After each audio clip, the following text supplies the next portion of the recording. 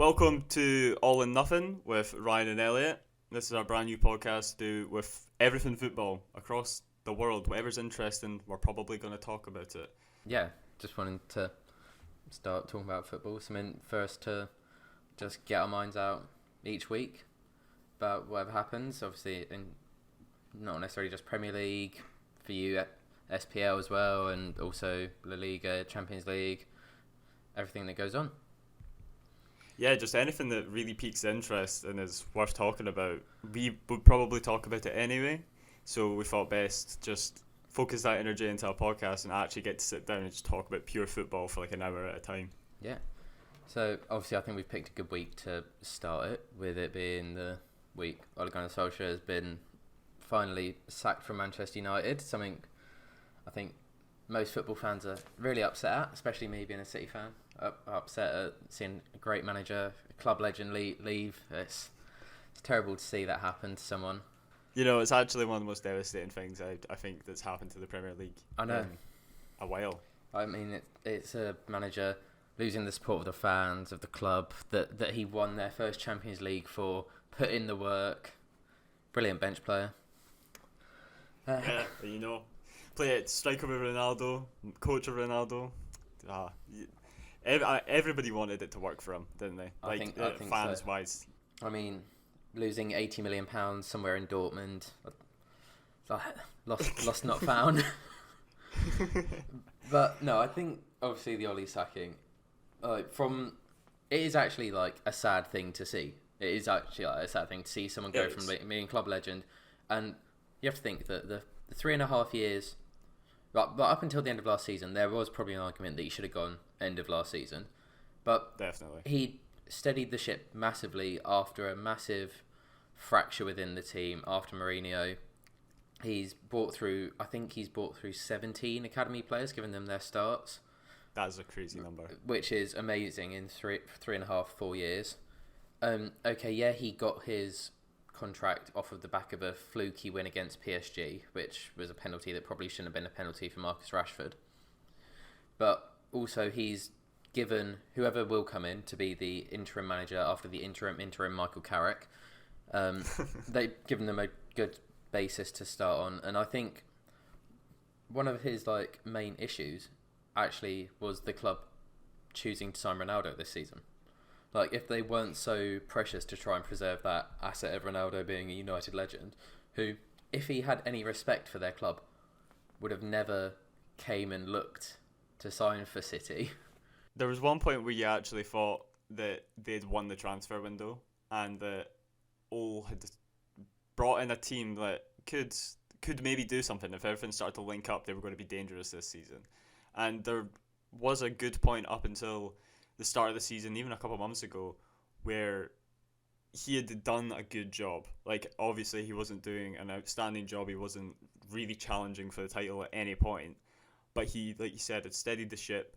He had given a little bit of hope to the players. There was big moments throughout his time there, but these last couple of months have really just, it's been like a slow spiral that anybody could have put him out of his misery, because naturally he's never going to leave. It's his dream job. He loves the club. He loves the players.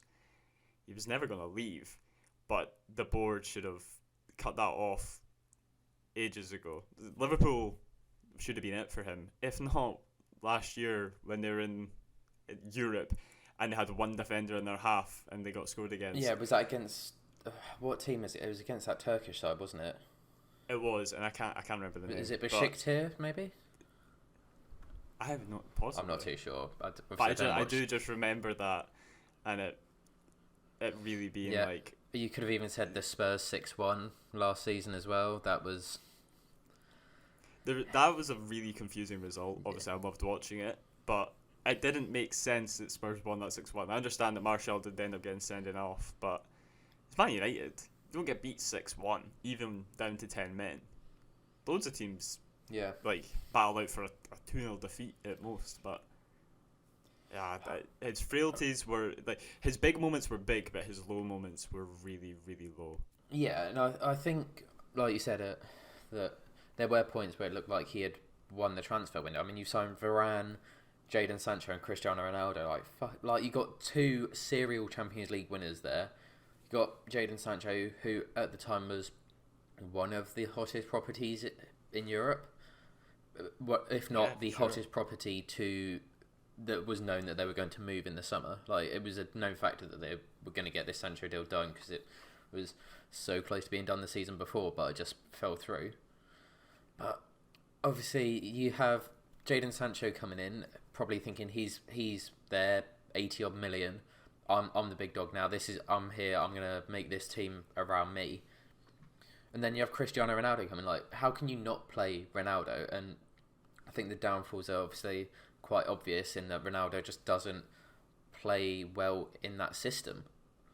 And if you're not able to adapt the system to then fit Ronaldo in, why should you force Ronaldo into it? Yes, he is the best player in that team by a country mile, one of the best players in the world and history of football, but you can't necessarily force a player into a formation, a philosophy that's not going to benefit the team as a whole. Like, you're putting him in is like adding +10 to the XG, but removing like 15 somewhere else.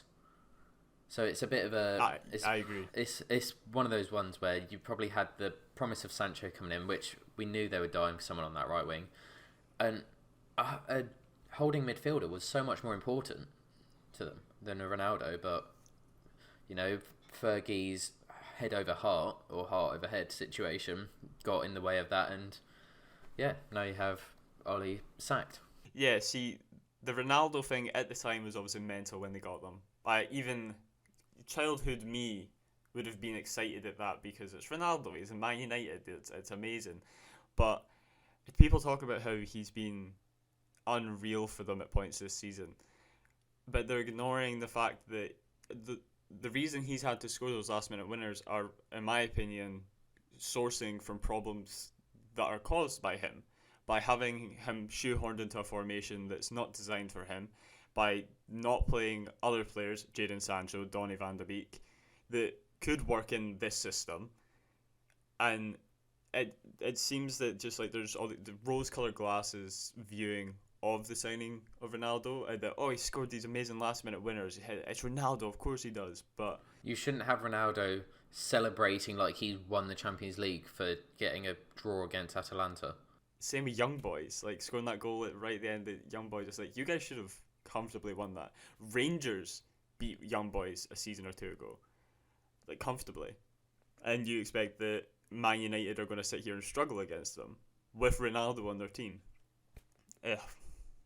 Yeah, I don't even know what to say about that. Like, it's Ronaldo's great, but he was the nail in the coffin for all. Yeah, I think the thing is, we had all the promise of, we've got Varane, even before Ronaldo, we've got Varane coming in, he's going to show up with the back line. Okay, don't have Lindelof there, we don't have Bailly there, we have someone who's going to bring such a winner's mentality to the squad.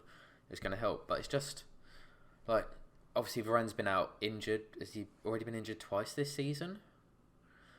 And yeah, it's just like, doesn't seem like he's actually brought anything to that back line. The best centre-back they've had this season has been Eric Bailly, who hasn't been starting.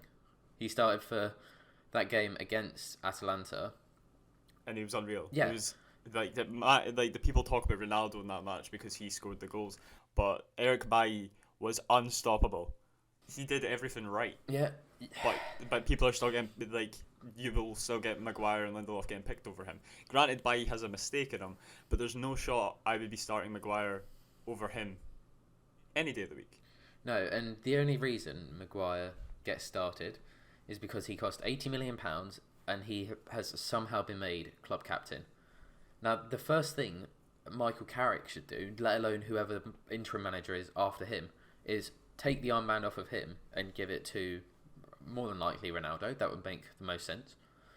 But yeah, I just don't get how you can have someone like Harry Maguire as your club captain just purely because you spent £80 million on him. Like, obviously, it's unreal. Yeah. Like, you strip that captaincy off him and you bench him. Yeah, that's what has to happen. He's not been good enough. Cup in your ears, playing against Albania, and then going on and having a woeful performance this weekend. getting 2 yellows in 5 minutes.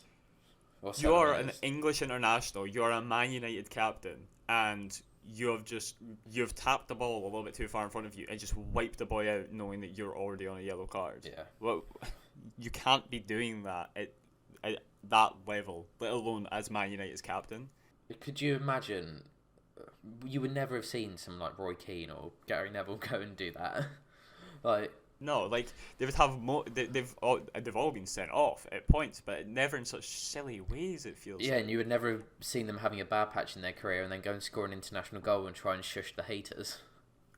No, that's genuinely one. Like when he did that, I actually was so glad because it was so funny to me. I was like, "You have just signed your death sentence." Like what? This only goes downhill. This only from goes you. badly. You're not gonna go start scoring. I Yeah, know. like you're not gonna suddenly become a prolific goal scorer for Man United, and then they get beat 4-1 by Watford that weekend. Like, Yeah, and I think obviously everyone's going to say, "Oh, it was a mare from Man United. It was terrible. They've not looked like they know what to do on the ball or off the ball for a number of matches now."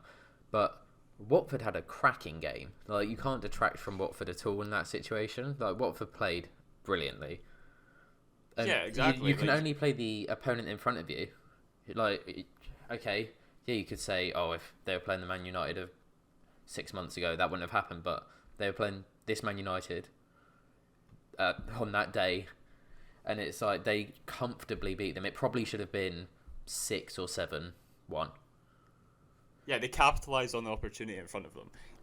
I hate this argument that like, oh well, big team was bad, so that means that little team got lucky. Whereas like you look back at Liverpool v Brighton, that was a battle. Yeah. That was Brighton were unreal in that game. But people talk about how have Liverpool not beat Brighton, but they're ignoring the fact that Brighton should have won against Liverpool that day. Yeah. And like you're saying, Watford as well, they could have had more. And the fact that they scored those 2 goals in the added time was just deserved. From everything up to that point, they could have already been 4-1 up by the time that those things happened. And it's the fact that they never relented. It was like what we did when we played them. Like, we were putting in the miles, running until the last minute. Okay, we only beat them 2-0, but it was never like we weren't going for more. Like, we could have sat back comfortably because we were just kicking the ball around them. Like, but Well, I was about to say that as well, where like they brought on Cucho and João Pedro, 2 attacking players, people who are designed to score goals. They brought them on when they're already leading 2-1. They were going for the throat. Yeah. And they capitalized. Both those players ended up scoring. Like, they knew Man United were for the taking. And I rate Ranieri for that he didn't just, like, try and park the bus and, like, hold on to no, it. and I think, like, if it was Watford's old manager, that wouldn't have happened. Like, Ranieri has been brilliant. Like, giving them a breath of fresh air. And just, you know, when they started this season in the Prem, there didn't seem like there was much going on there. But yeah, like, showing they have a bit of something to them and like willing to push and push and push and keep going to the last minute, even though you're 1-0 up against Manchester United. But no, go for more. And especially with the talent they have. yeah, Ranieri is actually like pulling everything out of them now. Like you look at Sarr, and he yeah, tore I was up about to the say Championship. Ismail Assar is insane. He is unbelievable. Like I remember when he came from Rennes to Watford and then they got relegated. I felt bad for him because I was like, he is a player that should be in the Premier League consistently. He's outstanding, and he's so fun to watch. And my fear was that Watford would get swallowed up again and go right back down. And it's like, well, how many times has this happened to these players before they just stop flourishing? Like Sarr needs to be in a team that's playing well, like Watford are right now, to really shine, for you to see how good a player he is. Otherwise, how many people talked about Sarr last season when he was in the Championship? Watford were doing bits, but no one talked about it. Yeah. He's back in the Prem, and they're like, this guy is unreal, and he needs to be at this level consistently. Yeah, that's the thing. It's like you see, like Buendia tore it up in the Championship last year. Ivan Toney, absolutely brilliant for their teams in the Championship, and obviously Buendia's been injured this season, so for the majority of it so far, so he hasn't made a massive impact at Villa. But Toney has shown his quality, like Bamford did for Leeds last season, showed that he is actually Premier League quality, and it's like you do worry about these players when they come up from the Championship, especially if it's their first time playing in the Premier League. But yeah, it's just, I think it goes to show how a managerial change can just absolutely benefit a team so much, which is obviously what United are going for, and they're pushing for Pochettino next season. But what manager is going to... My heart will break. What manager is going to take an interim job for, 6 months?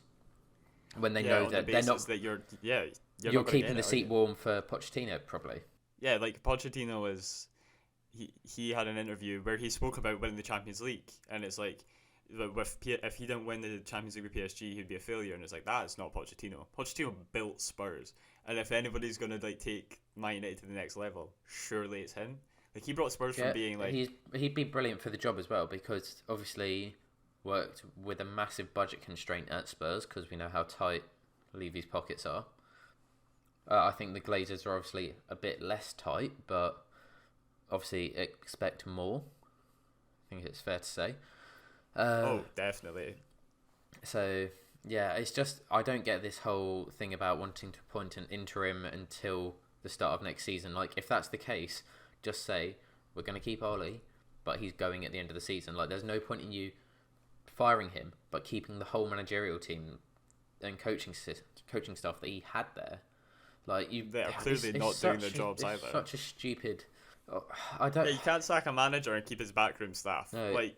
It's actually just like... They make the manager who the manager is. Yeah, and I think, ultimately, Oli seems much more like a man manager, because you still have, like, Bruno, at the end of that game, was saying to the fans, like, clearly signalling, it's not just him, it's all of us too.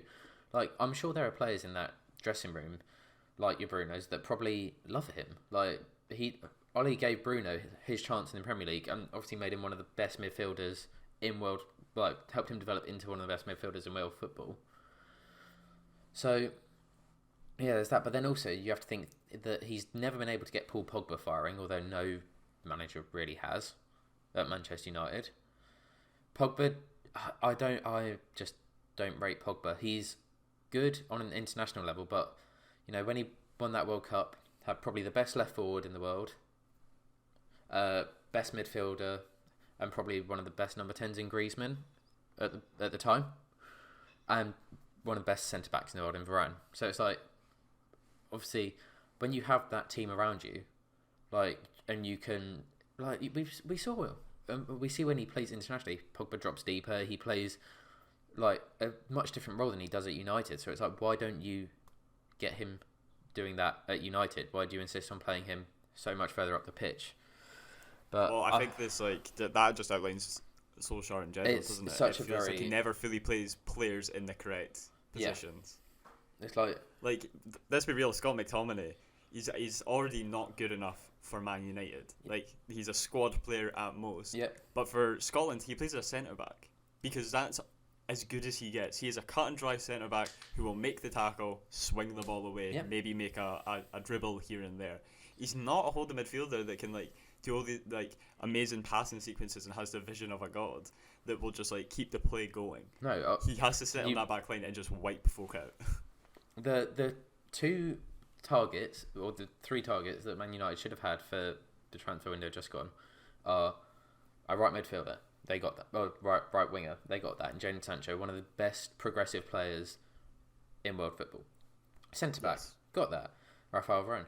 A holding midfielder. Should have been looking at Declan Rice, Calvin Phillips, like, to... Declan Rice is just, like, it's the biggest miss. Honestly, it's insane. Like, what Moyes said in that interview, where he said, I think £100 million was fair price was a bargain for Declan in the summer. He's absolutely right. Like, 100%. He's not just a holding midfielder. He's a box-to-box midfielder. He is... when I see him get the ball, watching him dribble... Like, I think he's one of the best dribblers of the ball in the Premier League. Like, when his finishing is on point, he can finish from outside the box, finish from inside the box. His passing range is brilliant. He's probably going to be a future England captain. Like, he's probably a £150 million player in today's footballing economy. 100%. He's not that old either. He's so young. 23. When you factor in English tax, you factor in Premier League tax, like... Declan Rice is 22, going on 23 in January. He's younger than my girlfriend. He was born a year and a month before me. Wow. That's mad. And we're talking about him as probably one of the best midfielders in the Premier League. If and not to be the one world. of the best midfielders in the world. Yeah. I think... what a career he's going to have. Yeah, like... Obviously, we can probably move on talking about managers. Obviously, Gareth Southgate's just signed for England until 2024. Yeah. Not something I like watching England play. I'm not particularly bothered. Like, second best manager in English history. Obviously, talking of Rice, if you're talking about team sheet, he is probably the second name you have to put on that sheet after Harry Kane. I agree. I don't really have much to say about Gareth Southgate. Like, obviously, it's big news. I mean, I'm Scottish. I don't. I mean, you're a Rangers fan, so you know. Don't tell Rangers fans I don't care about England. No. Yeah, I think he has a brilliant squad to look ahead into 2022. He has hopefully a lot of choice. Obviously, I've seen Emil Smith Rowe and Conor Gallagher get their first caps in the last international break, so. More than likely, the future team is going to be nuts. It should be nuts. It's going to be another golden generation, and it's like if we don't capitalise within the next 3 tournaments, I think if we don't get a trophy within the next 3 international tournaments, not including the Nations League, it's probably it's got to be a failure, hasn't it? Well, I mean, Harry Kane's not got long left on an international level, surely. No. Like, but major tournament-wise. He's, 29? So, 28, 29? Maybe World Cup. Well, World Cup, definitely. Maybe next Euros. Yeah, after that, unless he somehow becomes, like, a Lewandowski, I don't see him making that. Yeah. And to be honest, I think that one of the big differences between this England team and the original golden generation was that they had their cliques. They I think were very separated. This team love each other. They're all like the previous golden generation. Obviously, they've even said it now that they had too much pride for club football to care about winning internationally. Yeah, which fair enough. Like a lot of people don't care about international football. I think that's fair to say. A lot of people. Oh, definitely. Yeah. Couldn't be asked what you do as an international player. But I think that if you're talking about like best player of all time, that's why you can't really compare Messi and Ronaldo on that scale, because obviously Ronaldo's done a lot on an international scale. Messi won the Copa America, obviously. Ronaldo won the Euros, but yeah, Messi's been to a World Cup final. Yeah, it's true. That is true. I mean, GOAT player.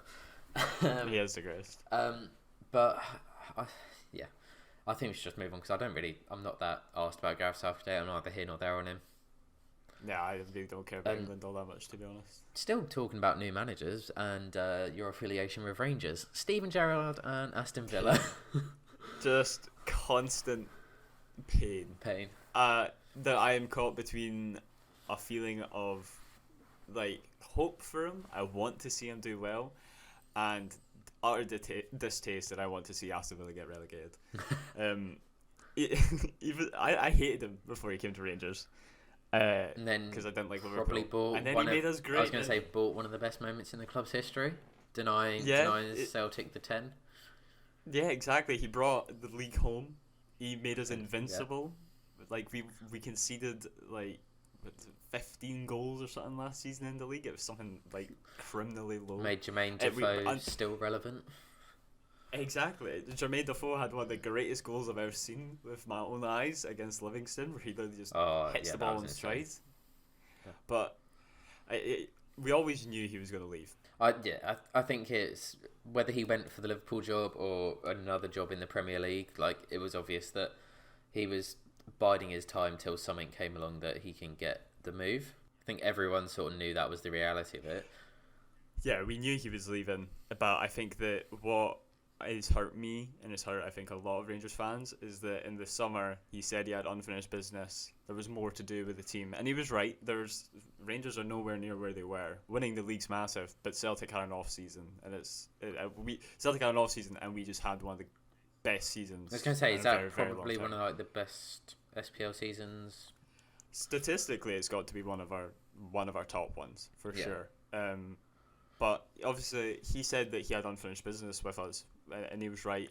And as soon as this Villa job came up, I thought he was going to go for the Newcastle one, but I think that he didn't go for Newcastle because he wasn't.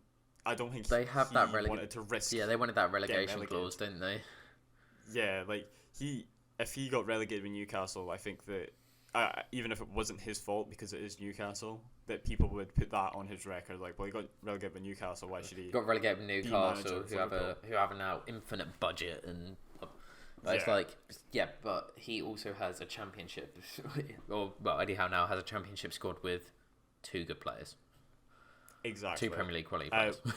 And if Eddie Howe gets relegated, it's Eddie Howe, isn't it? Like, he had a shot at a top club. Yep. But with Steven, it's like he's gone to Villa with clearly Villa's hopes are European football. He said that in his first press conference. I want to get Europe. I think European football probably attainable within 2 seasons, I think that's got to be the goal. even if it's top half Conference finish League. this season at least. Even if it's Yeah, Conference League would be massive for them if you think about it. Like, it's Villa in Europe, isn't it? I mean, he's already got a proven record in Europe. Like, say what you want about Scottish football, it's fair enough. The competition's not up there with the Premier League, but the Rangers competed in Europe consistently, round of 16s each year, playing Porto, beating Porto. The Sparta teams that we've seen put Leicester out, we've played them, beat them. That's Brendan Rodgers' So- side in Europe, though. Brendan Rodgers, don't even get me started on that man. But I think that Steven Gerrard is probably the perfect man for Villa. It's Yeah. just it was the wrong time for him to leave for Rangers. Yeah, it's And one of those. He couldn't not take that. I think obviously everyone knows he's just like I said, like whether he's biding his time for the Liverpool job at Rangers or is now biding his time for it at Villa. He's conveniently signed a contract that ends the same year Klopp leaves Liverpool, or Klopp's ends at Liverpool, and it's because I think no matter even like the rose-colored glasses of Rangers fans, I think you had to acknowledge that he was never going to get the job at Liverpool straight from Rangers. This isn't the 80s where Graham Souness could go from Rangers to Liverpool. The thing is, though, I think obviously, well, depending on his record, he probably could have. Like if he'd taken you X amount of seasons, champions, deep into Europe one season. The thing is, you're doing it with Rangers, who don't have the budgets of Villa or most Premier League teams. Most European teams in general that we were playing against probably had significantly bigger budgets. So than I Rangers. think that what he did with Rangers is obviously a massive achievement, and he's shown that he can manage with that smaller budget, and now hopefully with a bigger budget, he shows he can be just as smart, and he's taken, from what you've said, a brilliant managerial team with him. Oh, Michael Beale, what a man! McAllister as well. They're unbelievable. They are definitely the brains of his operation. But the big problem I think that Gerrard has is that the narrative about him only winning 1 trophy in the 9 available. In his time at Them Rangers. cups were quite. We went invincible last season, obviously in the league, but we got put out by St Mirren in the League Cup, and then St Johnstone in extra time, where we ended up leading. They took us to penalties from Xander Clark, heading the ball into the back of the net, which was amazing and annoying all at once because Xander Clark's goalkeeper. But another thing I heard as well, the new Celtic manager, I can't remember his name, he has now taken Celtic to a cup final in his first season with Celtic, well, first 4 months with Celtic, and that's the same amount of finals as Steven Gerrard made it to in his whole time at Rangers. How long was he with you? 3 years? 3 years, yeah. Obviously, it's a little bit different in English football because making it to one final in 3 years is more than reasonable. It's a final, like they're hard to get to, but in definitely. Scotland, it's almost expected. It's expected to be Rangers old and Celtic firm, should be isn't up there. Yeah, which is right or wrong. It's just the way that Scottish football unfortunately is, where there's only 2 teams really competing like that. One of the main things, though, I did read earlier, we have spoken privately about who he would take to Villa from Rangers. Nathan Patterson was always the name for me that he should take. He's 20 years old and great money for Rangers that we'd get from, and he's going to be a star. He is going to be a star. The name that's been brought up a lot is Borna Barisic, our left back. Okay. Not even Tavernier. Yeah, see, I find that kind of nuts considering that Tavernier and Barisic are both the same age. So you'd Are think they that, early 30s? late 20s, late 29, Okay. 29 I think. Or Tavi's just turned 30. But Borna Barisic, he is unreal, don't get me wrong. I do think he is one of the best left backs Rangers have had in a very long time, and he is playing for Croatia, which are obviously World Cup finalists not long ago. And he's deadly on the ball. He does play similar to Tavernier in the sense, bombs up, swings balls in. He's got a killer corner on him, killer free kick on him. Like, so it's just surprising that watched Villa much would of take him. Rangers. No, I think I've probably watched a handful of highlights and maybe a half or two of a game. Yeah. What sort of style does Gerrard play? Is definitely Is it Klopp-esque? Is it like that? Yeah. He plays a 4-3-3 very much so, with inside forwards at the top with your poacher. So, and that's pretty much what he's going to try and do with Villa, you presume. Danny Ings is that poacher, and then Ollie Watkins cutting in. Whereas Rangers had that as well. That's exactly what you want him to do, isn't it? That's exactly what an inside forward, Ollie Watkins cutting in. I mean, obviously because of Grealish playing on that left wing last season, we had Watkins playing centrally a lot more. Brilliant finisher, absolutely brilliant finisher. Unbelievable. I think Ollie Watkins probably the future of the England striker. If I had to, he very well could be. If he keeps at this rate of development, it's hard to see the limit for him. When he is on, and I think that's something that I think we're going to see with Gerrard. Yeah, Villa played a blind at getting him in. Like, he is such a young talent that, you know, hopefully if they can keep him there for a long time. I think that's something that they'll like Gerrard for, is that at his Rangers team.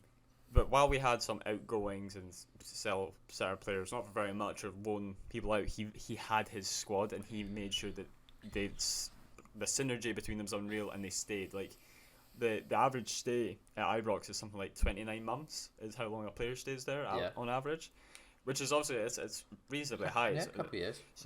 Yeah, it's about 2.5 years. I think for Scottish football, that's probably for sure. Because and obviously you have like Van Dijk, he wasn't at Celtic too long, was he? Like once these players get recognised, it's like they usually get taken pretty quickly, and I think that by being able to create like a squad dynamic like that as well, where everything just worked, and he was able to bring out the best in players. Like Tavernier, I always thought was brilliant, but he got a lot of stick for not being quite good enough defensively. There's something about Steven Gerrard that just made him the perfect wing back. He could defend when he needed to, and he could swing it in when he needed to. But then you had people like Morelos, who is an unbelievable finisher. He is just a really, really good goal scorer, but he had that temperament about him where he'd get in fights, he'd get sent off, and Gerrard was able to squash that and make him like an all-round better player, a more complete forward. Then you've got Ryan Kent, he brought in from Liverpool, who was deemed not good enough for Liverpool, and turned him into an unbelievable finisher in the Europa League, and just an unbelievable player. I think he has the ability to bring the most out of players, which is exactly what Villa need with like Buendia, Danny Ings. I think what Steven Gerrard does that Dean Smith doesn't as well is they give you that Premier League name factor. They give you that Premier League star factor. Like I'm sure no player comes in and looks at Dean Smith and goes, "Oh wow, he played for Walsall and Leyton Orient and Port Vale." Yeah, exactly. But no, you look at Steven Gerrard and you say he's won FA Cup, Champions League, nearly won Premier League. He is a English footballing legend, like one of the best English midfielders ever. So many of these players, probably as kids, watched that Liverpool Champions League final or watched the FA Cups and watched him as a player. And I'm guessing so many players would have aspired to be like Steven Gerrard if they're number 8. I fully agree. It's I think just to speak about Rangers in that sense as well, where it's like he commanded a presence. So when Rangers had to bring in someone new, it couldn't just be Callum Davidson from St Johnstone who just won 2 cups, because he wouldn't have that presence in the dressing room that Steven Gerrard did, one of the greatest midfielders of all time. So we brought in Van Bronckhorst, who's one of Netherlands' greatest midfielders. Like he won everything there was to win. He won the Champions League with Barcelona the year after Steven Gerrard won the Champions League with Liverpool. They both have those presence, and you assume, like you're saying, that people like Ollie Watkins will be like, "This is Steven Gerrard. Yeah. This is the best that it gets. I have to prove myself to this man. I have to let him know that I am amazing. So he'll come to me and he'll treat me like I'm great." Because you step up your level for people that you respect, don't you? Yeah, and I saw, I think it was James Allcott saying that obviously when you have a new manager come in, you have the players that will run hard through a stone brick wall for the old manager no matter what. Probably like your Bruno Fernandes would have for Ole Gunnar Solskjær. And then you have the ones which are disillusioned and want to start new. So it's how do you get the blend of getting the ones which love the old manager and it might be a bit cold to you. Even if you are Steven Gerrard, I'm sure there are the players that loved Dean Smith and loved how he played the team and he had his favourites, I'm sure. And then how do you get the competition within the squad to pick? So I think that obviously him having the name factor is brilliant for Villa and just probably gives them a chance of getting top 10, if not maybe a very hard fighting chance at Conference League. I think Europe is going to be right now. It'll be tough. It's going to be a big I ask. think unless an English team win the Champions League. Yeah, and see, even next season though, I still think it's going to be a real fight with your West Hams and your Leicesters, and Tottenham and Arsenal looking competent this season or going into next season. Do you not think there's a potential for David Moyes to maybe move on to a bigger club next season if there was an opening somewhere? See, I feel like he's perfectly suited to that West Ham squad though. He shouldn't take a bigger job because he's one of those managers that seems suited to that level of team. He is the man. West Ham love him for what he's doing with the team. They didn't love him at the start of last season though. True, but that was more just like prejudice and how they felt before. Yeah. They obviously love him now, but then you have to think when he went from Everton, he was a star man at Everton. Everyone loved him at Everton. Went to Man United. Handpicked by Sir Alex Ferguson. Exactly. Say what you will about Alex Ferguson leaving him a bad team and kind of leaving him out to dry for that situation. It still happened, which would naturally, I feel like, play on any situation where he would get offered a bigger job than West Ham. And if West Ham are sitting in third right now... Also, though, you have to do the best you can with the squad you have. Yes, that is true. So, well, he's turned Mikel Antonio into an unbelievable striker, isn't he? So he is clearly a good manager. He is clearly a great manager. Declan Rice into one of the best midfielders in world football. It's... bring it back to Villa. With teams like that in front of you who have already got that they've laid their foundations and they're trying to become a consistent European team, how does Villa then compete with Leicester and West Ham, who are now part of what's basically the top 8, like the big 8, like at the moment? I think one thing Villa do have on their side is their owners, obviously after the Newcastle takeover, they're like the 3rd or 4th richest in the league, aren't they? Yeah, so they are. Maybe they were just sort of biding their time to get a manager in that they fully trust that can take them to that level, and then they're waiting to get the checkbook out. That could be a possibility. That is a really good point. I don't know. I mean, if we expect Newcastle to start competing for Europe within a few seasons, we're possibly talking about you fully should expect Villa. So you're right. Possibly once you then factor in Villa and Newcastle into that, you're probably talking about a potential, like, you're talking about 50% of the Premier League having a possibility to compete in European football, which is insane. There's no other league. At that point, England are basically winning European competitions every season, most years, just by a numbers factor. I think that shows the quality of the league. I think it felt does like for a wee while quality. We were scared it was a. But I think for a wee while we were scared it was like a two-team league with City and Liverpool. And now suddenly we have all these challengers. It's like if they could just step up another level. Yeah, I think it also sort of maybe shows the fragility of the league if you can have that many teams competing because you're thinking all it takes is maybe 1 or 2 off games in a season, and then you're not 5th, you're 8th. Yeah, no, that's true. I think that it's obviously a very different situation in Scotland where it is only Rangers and Celtic, but it's like if Rangers or Celtic lose, it's always deemed, it's not just a loss, it's like that's 3 points in the other team's pocket. That's 3 points in Rangers' pocket or 3 points in Celtic's pocket because you've just lost. And every loss counts. And I think that's where the Premier League's going to go. It's not just going to be like, oh, well, we lost to Watford away, but that's okay. Like, it happens. Like, it's going to be, we've lost to Watford away. But are we going to finish second now? Like, is that possible? Are we going to finish second, or are we going to finish Europa League position? I think that, obviously, your top 4 probably nailed on most seasons now. City, Chelsea, Liverpool should be United. Probably won't be United this season. Will be interesting to see who gets that 4th spot. And then Europa League, you're probably going to talk Tottenham, West Ham, maybe Leicester. Yeah. Conference League will be the one out of the 3 that don't get that. And then you're talking the last 4 positions nipping on the tail of the Conference League are probably Villa. Going forward will be Newcastle. Brighton's probably a finish out, you know. If Brighton keep playing the way they're playing, I think Brighton could end up. I just still don't ever feel like I see it fully with Brighton. Like, I know that they have brilliant games and they took us far. Like, we played a bloody hard game against them. Liverpool did as well, but it just seems that they play so well against the top teams, but then also they just seem to play to the level of the other team they're playing. You're right, because then they end up conceding in the 93rd minute to Crystal Palace, which is their derby. That's their. Yeah, exactly. Yeah, I think the big problem they had last season was not being able to score goals, and they figured that out this season. They're certainly scoring now, but it's again, it is. Could they do it? I mean, they only just survived. That's why I feel like Villa though. Last season. Yeah, that's true. But I still think that Graham Potter has a system, and I actually do think that Brighton finish higher than Villa. This season? I think definitely this season. I think that Graham Potter's got that sussed out.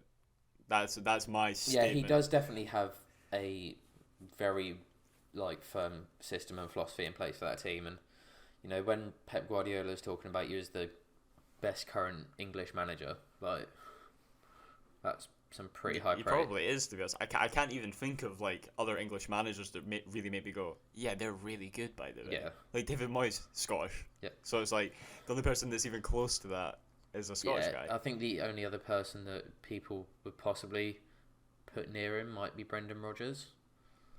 And I know that you wanted to talk about Leicester, so maybe. Yeah. So if Leicester and I think we should Brendan obviously Rodgers. definitely preface this. You have a massive bias against Brendan Rodgers being a former Celtic coach. Yes, I do. But and watching him win the quadruple treble and killing me.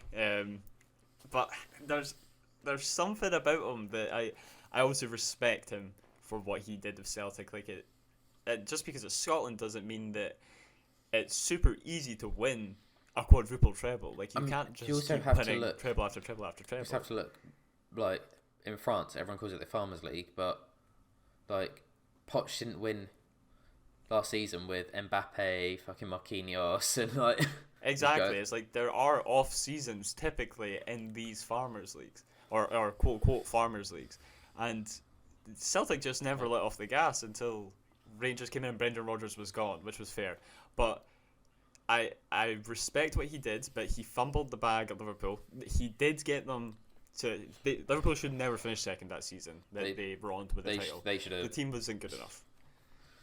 They had big players, but the team overall was not a good enough team. Was that the Suarez season where he got 40-something goals after however long that suspension Something was? nuts. But then that kind of showed the problems with the rest of the team that even with him. But then do you not think without the Suarez suspension they win the league? Yeah, probably. And I think that would, had he done that, had he won the league, I would probably have a very different tone about him right now. But he's just serially done it though, hasn't he? He's just serially underperformed. Yeah, he's never won a European knockout game. That's the big stat that I harp on constantly. I think obviously, I don't know if you know this, but the City owners fucking love Brendan Rodgers, and I don't understand it. It's mental. The I best don't thing that could understand happen at to all. Brendan Rodgers is him being signed to Man United. That for Manchester City, that is the best thing that could happen for us because he's being touted. He's the number one candidate to take the job after Pep, and I'm like, just Grandpa. I don't understand that. Like, I really don't understand that. Like, I've said it before that if he does take the job at Man United, because for whatever reason Poch won't take it, that's a blessing in disguise for Leicester. Leicester will definitely thank themselves for letting him go. Well, if they bring in the right man after him, that is, obviously. It's totally dependent on bringing the right manager. But how do you not win any European knockout games with Celtic, who went invincible and won the league 30 games into the season? They still had 8 games to go and they'd won the league. I always forget that you have like that weird system, and then you have the top whatever the playoff thing is. We have the championship playoffs, as they're called, and the relegation playoffs, but it's just like they split the league. But he had an unbelievable Celtic team, and they somehow never got past the round of 32 in the Europa League. Obviously, fair enough, never win a knockout round in Champions League if you ever made it out of the group stages, because those teams have hundreds of millions, while Scotland has tens of millions to work with. But he never won it with Liverpool. He's not done it with Leicester. At some point, it does seem like a bit of a bogey thing, doesn't it? Yeah, like if you can't perform in Europe, Steven Gerrard got to the round of 32 with a Rangers team that finished third behind Aberdeen, like in his first season, who were not very good. Like that Rangers team just weren't very good. But he still won a European knockout tie, like in his first season. Whereas Brendan Rodgers, who's done it for over a decade now, he just can't. And it's like he got the Leicester job and he's done well, and he's brought them up to obviously competing for Europe. But I think he's getting found out this season that he has a ceiling and he cannot get past it. He has hit his point with Leicester. It was amazing in winning the FA Cup. I do really rate that. Like, that was an achievement. But just because you have these achievements here and there, Charity Shield as well, true. But I don't think he's doing enough to justify the plaudits. And I also just realised I did call Brendan Rodgers an English manager when he's Irish. Oh shit, so it is. Oh, I forgot about that. Yeah, I think that there needs to come a point where it's like, what is the issue there? Like, obviously, it's knockout football, you know, anything can happen. Which is exactly why a team like Celtic should have won one of them. Anything can happen. Like, same with Liverpool. Anything can happen. Liverpool, with Suarez in the team, come on. They should be winning at least one of their knockout rounds. Like, no, definitely. But do you not put like, more in the consistency factor of a league than a single knockout round? And I know you obviously the argument would be, well, he's had so many of them with so many teams that have had great players that he should have won one. No, you are right. Like, you have to, like, the Europe is only a limited amount of games a year anyway, so you do have to look at the league. But in Scotland, he had no competition for a very long time, and by the time Rangers were back, they still weren't Rangers. Like, they were still not Rangers. So he was found against Motherwell and Aberdeen for the leagues, and he was finishing 30 points above them. So it's like, okay, he was very consistent with Celtic. That's fine. Leicester, he has consistently bottled top 4. Yep. I mean, he looked nailed on for it last season. He looked nailed on for it the season before. And again, they slip away, and I don't understand if that can't, like, the players can't. I don't get it. It's either burnout within the squad or just something, like, it does just seem like it could be a bottling issue. Yeah, I don't understand how you bottle top 4 twice in a row like that. And again, this season, Leicester are really, really underperforming. Yeah, they just don't. It just seems like they don't have much of a plan going into matches. Leicester are a scary team to play the last couple of seasons, and by the time Spurs come up against them this season, I'm not that concerned, to be honest. I used to be kind of fear of James Maddison, but I don't even realise he's on the pitch half the time. No, I think the only players that I sort of recognise are on the pitch are Iheanacho, Tielemans. I really like Iheanacho, obviously came through City. Yeah. Tielemans, probably their best player, if apart from Schmeichel.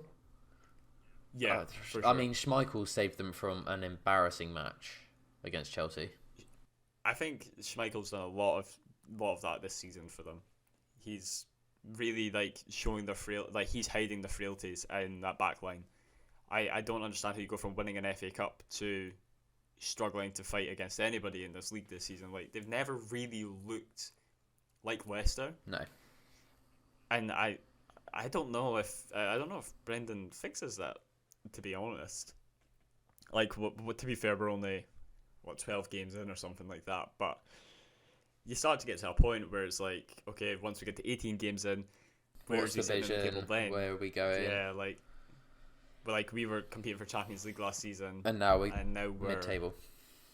And I'm pretty sure they're not performing amazingly in Europe either. I obviously don't follow them massively, so I don't know, but there's clearly maybe some issues with the squad. Is that it's just been too same for too long, and that there needs to be something new. But I don't know. Europa League, they are third in their group with when they have Napoli, Legia Warsaw, and Spartak Moscow. It's not an easy group by any means. That is a very tough group, for sure. But I mean, Warsaw are second. Yeah, I mean, you'd expect them to be doing. You'd expect them to be sitting second, honestly. Like, it's a very, very tough group. I think your group's Rangers group's quite tough. Oh, Rangers group is rotten. I hate it. It's so bad. I honestly think if we drop into the Conference League, we could win the Conference League. Well, we could have if we had the team performing the way we did last year. But I want us to progress in the Europa League for money. I know we won't win it, but money. Money. Makes the world go round. But yeah, but with Leicester, I think that we will get to a point where it's like, is Brendan Rodgers in? Now, the last time they by the end of the got season? into the Champions League was 2016. Yeah, exactly. And also they were mad with that, with how deep they got into that league despite not performing in the league itself that season. But like, Brendan's not performing anywhere. Like, where are Leicester sitting? Leicester sitting 12th. They've lost 2, drawn 1, and won 2 in the last 5. So it's a pretty even split, but only 4 wins and 5 losses. It's not really shaping up when you've got West Ham sitting up there with 7 wins and 3 losses. And they're sitting in 4th. Wolves with 6, 5. Exactly. Like, Brighton are above. Palace only have 3 wins, 7 draws though. That's nuts. Palace have actually been a very surprising team this season, I think. I think Vieira is actually going to do a half decent job. I was pleasantly surprised when he. I thought it was going to go terribly. Same, especially with how he managed New York City. Yeah, I had no hopes for Crystal Palace thriving from here, but he's come in. He's out with the olds. Got rid of players like Van Aanholt, and in with the new Conor Gallagher. Who is insane. It's unbelievable, and he's so dynamic. He just, the system, he's so willing to change it depending on the opponent and who he plays, and he's not scared to try something different, like Zaha playing on the right. And if it works, it works. If it doesn't, it doesn't. They kind of have The thing is, it though, feels like he has a free pass. At the minute, I don't think Crystal Palace really have expectations of European football. No. So as long as you're not in the relegation zone, but the thing is, I think the relegation zone this season could be like bottom 5 teams. Mm-hmm. Like there isn't necessarily like a set 3.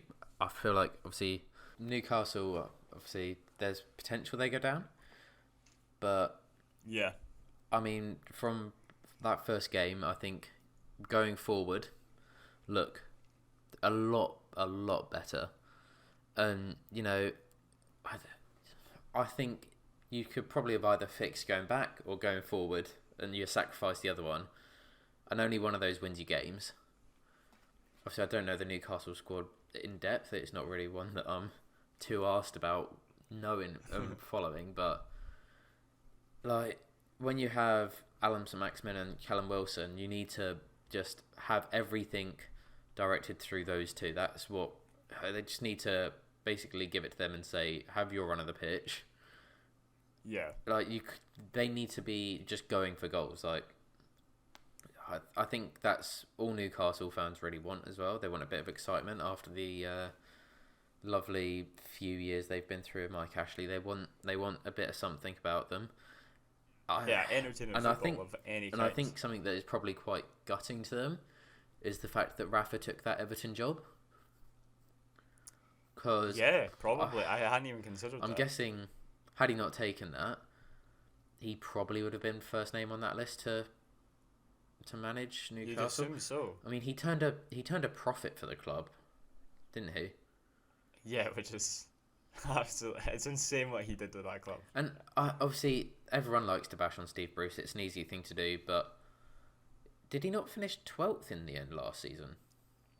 Yeah, he actually finished. Like, he's kept them up 2 seasons. Pretty comfortable for Newcastle. Fairly minimal spending. I know it's easy to bash on him because, didn't have a great style of play, didn't seem like they knew what they were doing much, wasn't great with the press. But also, he has kept them up. He's kept them in the Premier League, which is all the club really was expecting for the last few seasons. I don't think anyone was expecting anything else. And yes, you can say you want a better style of football, but do you want him to try a better style of football and you get relegated?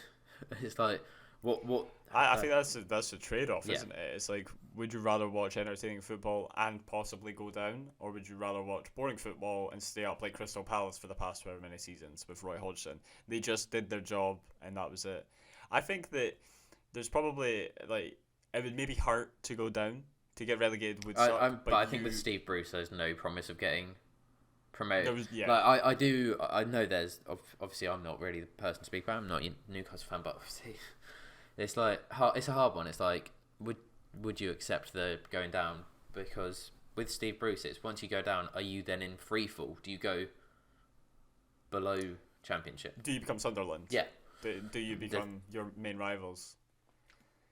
I think that if they go down this season with Eddie Howe, it's not going to, from Newcastle's perspective, that won't be Eddie Howe's fault, I don't think. I think that they'll allow that, and then that gives him that chance. I don't think the fans will think it's his fault players. Particularly either. No, I don't think he can. If he plays entertaining football, and like if his entire goal does end up being try to outscore the opponents because our defense is woeful, at least they're scoring goals, and at least there's a little bit of a high and a low of watching Newcastle instead of before where it felt like everything was a low. And if they go to the Championship, there's a good chance they'll win a fair amount of those games. And to be honest, obviously, as a football fan, you want to see your team win. But like win trophies and compete for Europe. Which is more than likely going to happen in the next 5 years. Like, you saw the speed that it happened with City. Exactly. So if they structure it right, they're going to be up there anyway. If they go down to the Championship for a season, it's not going to be that big a deal for them, really, I don't think. It'll just be like a good chance for how to build this team, implement this system fully, and a full season. And then we'll see what really happens. The thing I just think is you can't have Alan Saint-Maximin playing in the Championship. Like, that is criminal. That is criminal to me. He shouldn't be playing for Newcastle in the first place. No, I know. I think how he's not been signed by a better team. I think that's just the Newcastle effect. That it doesn't matter how good you are, that for whatever reason they go, oh, Newcastle are quite bad. You're a part of that. Fingers all over him. I'm surprised that Mike Ashley didn't try to capitalise on him, to be honest with you. He's an outstanding player. He's so fun to watch. Yeah, it just seems like whenever the ball's at his feet, there's just like magic going to happen.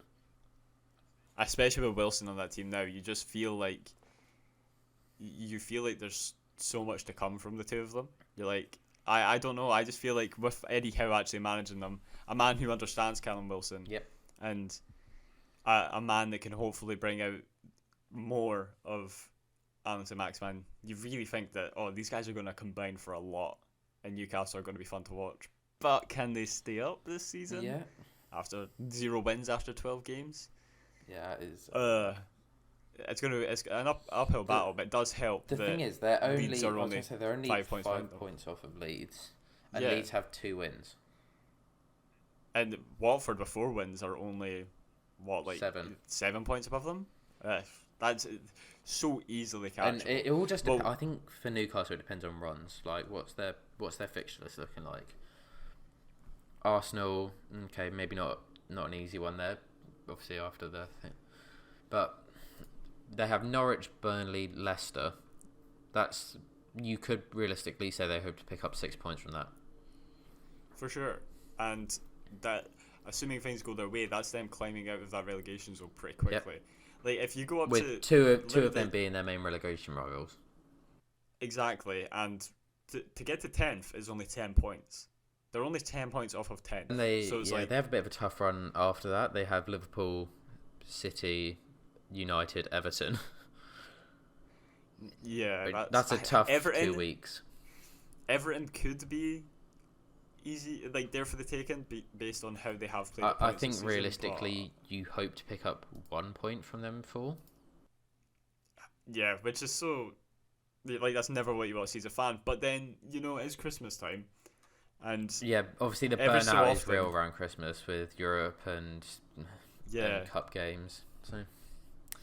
Well, we watched Crystal Palace a couple seasons ago beat Man City with an Andros Townsend volley. Yeah. So, it can happen where these teams, especially Man United, could be. It depends. Yeah, if they've still got Michael Carrick at that point, I honestly wouldn't be surprised. Like, I know they have Ronaldo and whatever, but it really means nothing at the moment for United anyway. Like, doesn't matter how good these players are. It's going to be who the man that manages them is. And by that point, it could be nobody. It could still be Carrick. So it's only literally a month and a few days away. So yeah, I think that's probably a good point to leave it at for today. Yeah, we've talked a lot about the football going ons of this week. Yeah, no, I think we got some good stuff to talk about next week. We're playing PSG without Kevin De Bruyne. Oh man, Tottenham, they're in the Europa Conference League, so that'll be as thrilling as ever. And I think West Ham have Rapid Vienna. And Rangers could qualify for the next round of the Europa League. There you go. If we win. We also have West Ham later in the week as well on Sunday. So it's going to be an interesting week for all of our teams. Yeah, I think it'll be good. It's been great fun. It has. I've enjoyed it. It's going to be a good first episode. It has, and I think people can follow us on Twitter at All Nothing Pod. Going to start probably tweeting on that regularly. I don't have a personal Twitter account, so that's probably going to end up being where I tweet all my football stuff. I think that'll be good. And then, make sure you follow us on there. Follow us here, wherever it's going to be uploaded. Don't know yet. I assume Spotify. Yeah. And share it if you enjoy it. Yes. Do share it. And give us topics to talk about. That would be appreciated. Thank you. Thank you for listening. Bye-bye.